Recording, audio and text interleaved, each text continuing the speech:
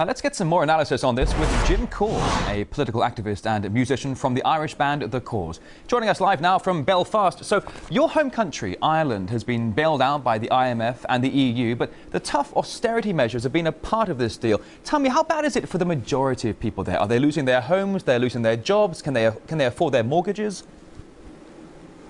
Well, not yet, but let me be very clear. What we're actually experiencing here, I believe, is a top-down engineered financial crash, an implosion of the world economy by designed so as to affect a corporate takeover of not just our own country, but many other countries around Europe. And now we're having to submit to draconian welfare health cuts that are going to impoverish the Irish people more. There's people in this country are afraid to put on the heating because they don't know where the money is going to come from. This is absolutely dreadful. The Irish people are being made to pay for the sins, the contrived sins of elite international bankers. We had a situation where 34 billion of taxpayer money was pumped into the bottomless pit known as Anglo-Irish Bank. It recently came out who the bondholders were. We bailed out probably the richest family in the world, the Rothschilds. We bailed out the Goldman Sachs. I mean, this is just unbelievable. This is Robin Hood in reverse. We've got, this is the poor and the middle class bailing out the super rich. So you're saying when it comes to the issue of blame, the blame lies at the top of the economic food chain, the banks, the governments and fraudulent practices?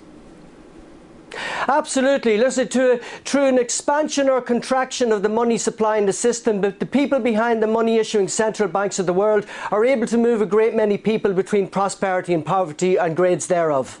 But if you're talking about the Rothschilds being financially saved here with the big bailouts, if it's the money that's going to the people who caused the crisis, then what's going to stop them from continuing to practice their fraudulent policies if they're just going to get money at the end of the day?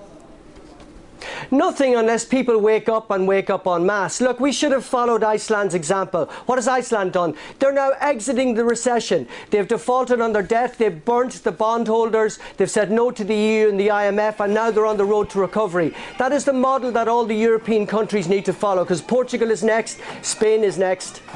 All right, now you mentioned countries like Portugal and Spain. Let's take it that broader scope here. When you look at Ireland and other European countries, as you said, like Portugal, Spain, Greece, shouldn't they just simply have to accept that they need to cut their public spending because their debts are intense? What's the alternative?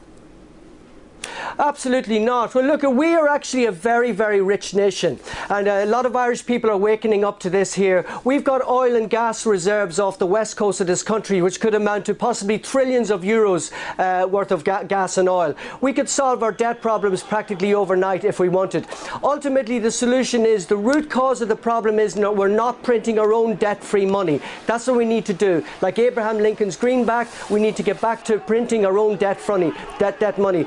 We need to get out of the EU and back into European Economic Area, where we can set our own monetary policy and not be dictated by Brussels in terms of monetary policy that is set up to suit Germany and France to the detriment of the other countries in the EU. That's the thing. And as soon as the EU and the euro is, it should be confined to the dustbin of history, and soon. But OK, you're saying that Ireland should get out of the EU, but you were saying that a moment ago that Ireland is very wealthy here. Do you really think Ireland can stand on its own 2 feet if indeed it does turn its back on the EU? Absolutely, we should be the breadbasket of Europe. We've had a situation in 1973, before we joined the EU, we had at least 300,000 active farmers in this country.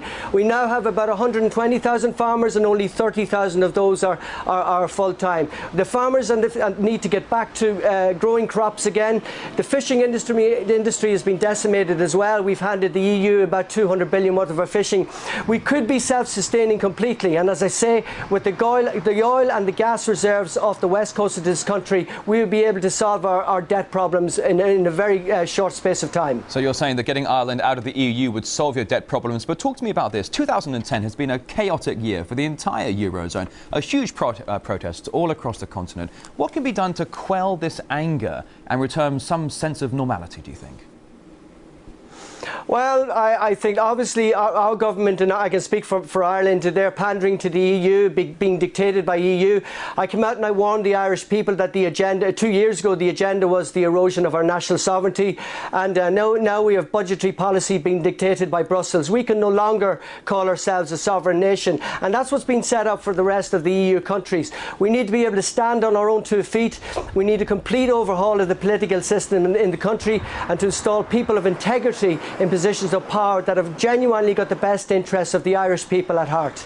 Now, the Eurozone is a large European neighbourhood. Now, OK, we've had some countries that are stumbling here and having economic problems. Is the Eurozone failing?